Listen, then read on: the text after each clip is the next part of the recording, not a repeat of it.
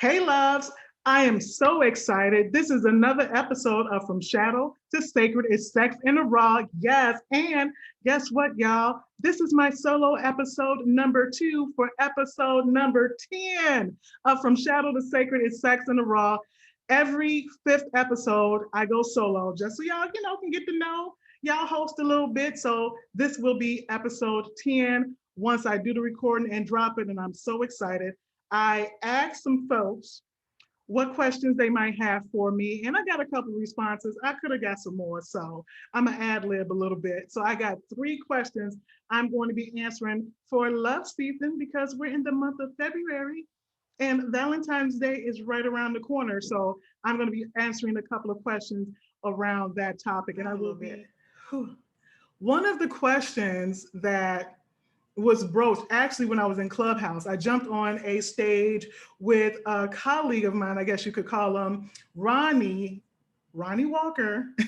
He is a relationship coach and he is pretty dynamic. And he answered the question in a way that I thought was super dope. So the question was around how can you kind of spice it up if you're dating during these COVID times, these pandemic times? How can you keep things interesting? How can you not get bored, considering that we are in this time frame where you can't really go to many places, right? Because things kind of shut down.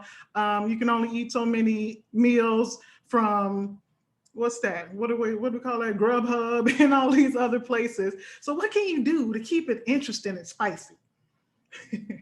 Before we get into what Ronnie said, because, before we get there, some things you can do to kind of keep things interesting and fresh when you have become a bit bored, I guess, with the same old routine of you talking on the phone, you're texting, you're FaceTiming, and things like that. My question would be, what level of intimacy have you all explored?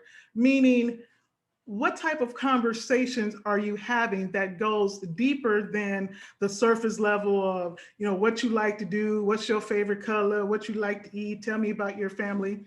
Are you really getting to know one another on a level that is beyond the surface? Are you asking questions that gets to the soul of a person? Now, if you're just dating and it's kind of casual, you may or may not be interested in asking those type of questions. But if this is someone you see you're really trying to connect with and potentially have a future with, then this would be a really good opportunity during this whole COVID time to get to know one another on a level that's deeper than what we typically do when we're dating. We asking those shallow questions and we are typically afraid to get us deep. We feel like, oh, maybe it's too soon to ask those questions. Well, right now, ain't nothing but space and opportunity. So it's a perfect time to ask those questions about, when you were little, like, what did you dream about? What did you want to be? If you could think about anything in the world you would want to pursue and failure wasn't an option, those questions we see when we're doing that self-help, self-awareness stuff, what would you do? You know what I mean? What would you pursue? Where would you go? If we could go anywhere in the world on a vacation, where would you want to go and why? Ask the questions that is going to create conversation that lasts longer than 2 minutes. What you doing today? I don't know, nothing. What you want to eat? What you want to eat? Have conversations that are a bit more rich and that getting to know one another intimately on an intellectual level can spark some more, can have your partner begin to really appreciate you on a different level. They can begin to see you with different eyes. And this is typically something that happens when we're dating online anyway, because it requires us to, if we want to really have a connection with someone, to communicate. I hear a lot of people talking about online dating is so trash because people don't know how to communicate. Y'all sitting there on the phone breathing or on text with these one answer questions and answers, and there lacks depth. And so this is an opportunity to get a little deeper by having intimate conversations. If you already then did those things, if y'all already getting it in, y'all done already had a sexual relationship and y'all want to spice that piece up, Ronnie, I'm gonna have to tag him a little bit later so y'all can know who I'm talking about. Ronnie mentioned when we were in on the Clubhouse stage and we were talking about, having a little virtual happy time, having a little virtual sexual relations where you're doing your thing and you on video, you FaceTime and you having all the fun. He said Stream that bad boy to your 64-inch television and do your thing. He said, you ain't seen nothing yet until you have some video sexting sex via the big screen. Okay, so that is a tidbit from my guy Ronnie. If you're already doing the thing, y'all already exploring at that level, make it spicy because you can see it in 4D, okay, on the big screen. That's that's a tidbit from my guy Ronnie. Y'all need to check him out because I really love that suggestion. Okay. Something else I mentioned while we were on Clubhouse is you can make it fun. Like this shit don't have to be so serious. It don't have to be so stuffy. I mentioned having a hat. I should have my cowgirl hat. I should go get it. I might get it later. But you can have a hat and you can talk about your fantasies. Like it's so funny that as grown folks, it's real easy to have the sex. Yes, I said the sex. But when it comes to talking about it, everybody all closed mouth, everybody embarrassed. No one wants to share their fantasies or things they're thinking about. It's like, come on now, y'all. We grown or are we grown? So get a hat, write down some of your fantasies, some of the things you've been dreaming about, thinking about, might have been too embarrassed to really share it. And hey, you know this person better than I do. You can get as buck wild as you want. Only thing they can do is be like, nah, I ain't trying to do that one. No, I don't know about that one. You want to do what? So put your different ideas of just something you might want to try. And it doesn't have to be outrageous. It could be simply, this time I want to do it with the lights on. I've always been too embarrassed or too shy to have sex with the lights on because I've been a bit uncomfortable or a bit shy about seeing my body in the light. And I've never really done it before, but I'm interested in doing that with you. It can be something as simple as that. And how beautiful that is to share that level of intimacy with someone where you get to challenge your insecurities and your fears by sharing that with your mate in a situation that is so connective, if we allow it to be. So you put all your different fantasies in the hat and you pull one out and say, hey, tonight we're going to do one of these. We're going to do the hat trick. We're going to pull one of these out the hat and we're going to talk about it because all about consent and intent, getting consent. We have the conversation. I want to do it with the lights on. Cool. We cool with that? We're good with that? Yes. And so we already know that this is what we're going to do. We're going to get it popping at some point and you don't have to do it right as soon as you pull it out. Pull it out. Okay. Anyway, as soon as you take the little sheet out of the hat, you don't have to start implementing right there. You can wait. You can do that before y'all even see each other. You can do that on FaceTime. Y'all can have it already and throw it in the hat, and one of y'all can pull out the fantasy that y'all want to do, and y'all already know that this night is going to be with this in mind. The intent is that this is going to happen and we're giving each other consent that this is what's going to happen. And y'all go about y'all date, y'all go out, y'all eat. If y'all, going to eat, go out safely because COVID. Y'all come back home and y'all unwind, have a couple cocktails if that's what y'all do, already knowing that anticipation is building because y'all already said, man, we're going to try those cuffs you got, we're going to try those tonight, right? We're going to try that blindfold. We're going to do a whole little mini scene. We're doing that tonight. You already know. While y'all out at the restaurant, 6 feet from other folks, because COVID. While y'all out at the restaurant, that's already in the back of your mind. As you guys are having conversation, already in the back of your mind. As you're in the car, if you guys are traveling somewhere via car, y'all thinking about it. You know what I mean? And so by the time it's time to do the do and get down to the get down, y'all have had this rich anticipation building and building and building, and then when you guys begin to interact, allow it to be fun. It's okay to laugh in sexual situations like, oh, that's not the way them cuss work. They too loose. Ooh, baby, they too tight. We need to loosen them up. Allow yourself to bring your whole self to the bedroom or whatever room y'all do in. Allow yourself to be completely and authentically yourself. That's how we connect on a level that transcends just the physical. And okay, so the second question was, if you've been with your mate for a while, like 2, 3, 4 years, that kind of middle of the tier role, like y'all know each other well enough, but y'all haven't been together 30 years. Things are kind of becoming a bit, the newness has started to wear off, right? That's the shininess is starting to wear off the relationship, and we've kind of got into the groove of life, right? Paying bills, going to work, kids if you have them, all of those things, the routine starts to set in.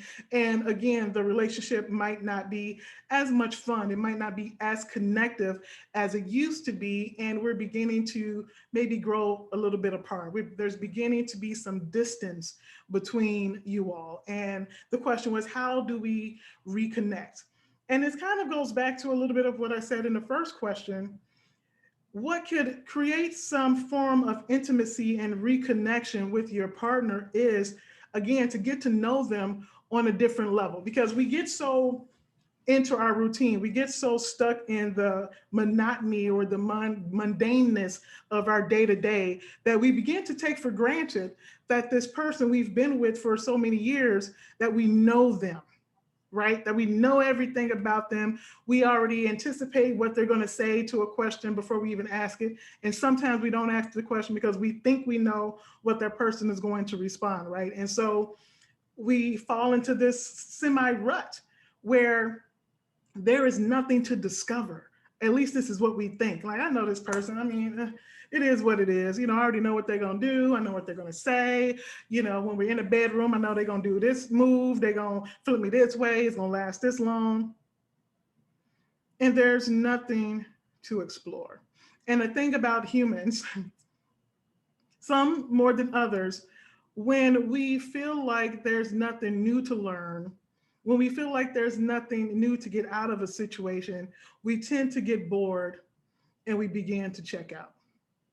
But the thing about it is that our mate is such a rich spring of inspiration and information that we typically don't tap into because we're so busy just going about the day to day, whatever it might looks like. The more stressful it is, the more full it is, the less connective we tend to be with our mate, because we just take a lot of things for granted and we're just busy living life.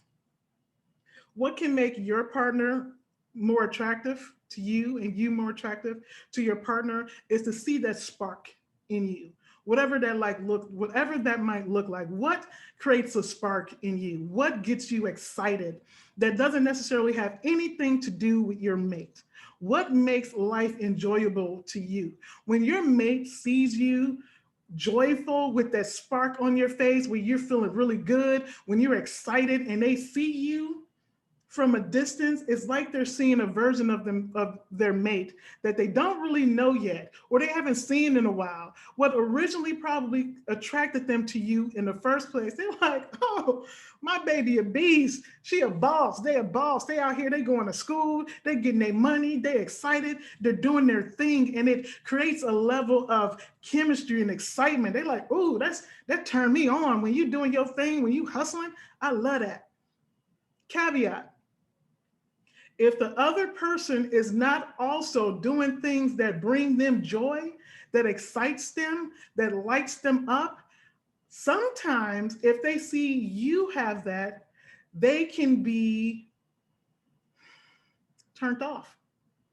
Because if I see my mate, they running around, they doing their thing, they handling their business, you know what I mean? And I'm not, I can be threatened by the fact that you seem to have a joy and a spark for life, and I'm still trying to figure out what mine is.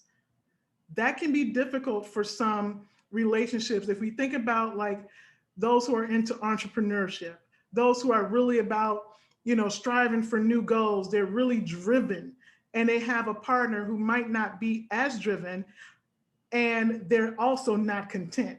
Like if I feel like boo do you gets to run around, I'm chilling, I'm cool with what I'm doing, I'm gonna hold down the home front. I'm not intimidated and I'm not frustrated, nor am I I'm using all these words, exasperated. I'm not threatened by you doing your thing because I'm content. I'm cool. I'm good where I'm at. But if I'm not good where I'm at and I see you doing your thing and you're being joyful, that can create some resentment. So I just wanted to put that caveat in there that if we are both doing our thing, we're both happy, we're both joyful, we're both driven, that can create some chemistry and some kinetic energy that draws y'all together again. That's that spark. When you're moving through space and you're feeling good and you're feeling like you're on fire, that is attractive to someone who is also in that same space, or to someone who is content where they are and they are proud of what you're doing. They can look at my baby go. Look at them doing their thing. I am so damn proud of them. That's some sexy shit. They are a boss. Everywhere they go, people trying to connect with them, they phone ringing off the hook, they're doing them. I love that. I want to know more about that person because that person is driven. Okay. Another caveat, the person who is driven also needs to make sure that they are intentionally making time for their mate, right? Because oftentimes when we are driven, when we are doing our things, sometimes we're so focused on whatever it is we're doing, business endeavor, creative project, whatever, sometimes we are not intentional about creating and making space for our partners. Okay, so we want to also make sure we are plugging in to our families and all that other stuff so that they won't feel like they are not a priority. Do your thing and also make time for your partner, your mate, the person you're dating, so that they understand they are also a priority. Okay, so I'm gonna recap that one real quick. Getting to know your person on a level of them finding out more about themselves, them becoming more self aware, them finding joys that they might have lost or they might have forgotten or they just stopped doing. Like if you used to be a poet and you loved it, and for whatever reason, life happens and now you're no longer doing those things, encourage that. Encourage your mate to explore something that excites them and makes them feel good and energizes them, and it will bring some new connectivity within your relationship. I promise you that's some sexy stuff to get to know your person on a different level, a version of themselves that you don't know, that you're looking like, I want to get to know that version. I like that. That shit's sexy. Okay? All right. That was question number 2. Question number 3. So this one is about Valentine's Day. Okay. What can we do about Valentine's Day if we're single? How do you celebrate Valentine's Day if you're single? So, now, granted, I'm not single at the moment, but believe me, when I got divorced, I was single for a minute. So I get it. What do you do? And a lot of this is probably going to sound cliche. A lot of this is going to be like, whatever, that's easier said than done. Granted, it is. For those who are single for Valentine's Day and they might be feeling some type of way, they might be missing that connection and, with a mate or with just a companion. Couple of things. First and foremost, spoil yourself. Just off the bat. Spoil your damn self, but not frivolously. Spoil yourself with intention. If there's something you wanted to do, if there's a trip you wanted to go on, maybe you can't go now because COVID, buy a future ticket. Spoil your damn self. Invest in yourself. What is it that you want to do, that you've thought about doing, that you wanted to pursue, that you used to do but stopped? Invest in yourself. Take a class. Everything is online now. You ain't even really got to worry about trying to get to where you're going. It don't even have to be in the state. Invest in yourself. Take some classes that you're interested in. I want to learn how to play the damn guitar. I think I'm going to look up some lessons online so I can learn how to play the guitar. Invest in you. Spoil yourself. Men, women, and everyone in between. If you are single on Valentine's Day and you're feeling some type of way about it, really focus on investing in yourself. For the actual day, if you think you want to take a trip somewhere, spend some of the day watching videos about where you want to go. You want to go to everybody want to go to the Maldives, or they want to go to Bali, or they want to go to Dubai. If that's where you want to go, I say buy a ticket or put a down payment, or where you want to go, set a date and start doing what you need to do to make that happen for yourself, and that be your focus. Really begin to pour into yourself. And we hear this all the time. Ooh, this is a good time to be self-aware and focus on you and do you. And it's true. It is true. And I also understand how that doesn't stop you from still feeling however you're feeling. If you're feeling lonely, if you're feeling a little blue, if you're feeling a little down, or you're feeling sad, I get it. That's why my suggestion is to focus on what can bring you joy in the moment, or what can bring you joy within the next 6 months, and then focus your intention on making it happen. You know, if you got good girlfriends or friends in general, have a little. I know everything with COVID. It's like Zoom. Everybody is zoomed out. If you can, do some socially distance. Send something to a friend. I sent a edible basket to one of my good girlfriends because I just felt like she might need it. You know, something on my heart, say, send something to her. Send something to somebody else. Send something to your girls. If you have kids, celebrate with your babies. I've done that. I'll buy my girls something for Valentine's Day, although I think they daddy should be doing it, but that's a whole different conversation. Ain't gonna even go there. I celebrate my babies for Valentine's Day, although I'm not a really big fan of it. Don't celebrate it like that. Kids, they're around it, they hear about it. That's also something you can do. And somebody might think that this suggestion is a bit controversial. Communicate with people, flirt, have fun with that. I hear the dating scene is hot garbage, trash, dumpster fire, all of the things. However, I personally think it can be fun to flirt. You're single, okay? You don't owe anybody anything. Be straight up, be honest, be upfront, and flirt. Have communication, see where people's head is at. You know, have some virtual dates. I mean, this takes some of the pressure off with COVID because you ain't got to worry about hooking up, or, you know, when we gonna meet and linking up in person and figuring out the person's a creep or they done catfished you or whatever. Just have fun in the fantasy. COVID gives us so much opportunity to just fantasize and live in this idea of what we would like things to be and explore that. That can be fun. I say take full advantage of getting your flirt on. Have fun with that. Okay. For my single folks, I think that is something that you can really take advantage of. And you have the opportunity to just move around. If they ain't your cup of tea, sorry, this doesn't work for me. I'm not interested. Thanks. And move the fuck around. Okay. And you don't have to worry about them knowing where you live because COVID, I mean, there's some advantages to this dating thing during COVID. We can, but I'm feeling pretty good, y'all. I love my Afro beats. Hey, happy love month. Episode 10, episode 10, episode 10. From shadow to sacred is sex in the raw. Hey, it's been Yulinda Renee, your host, answering y'all questions live on the Facebook page. Hey. Hey.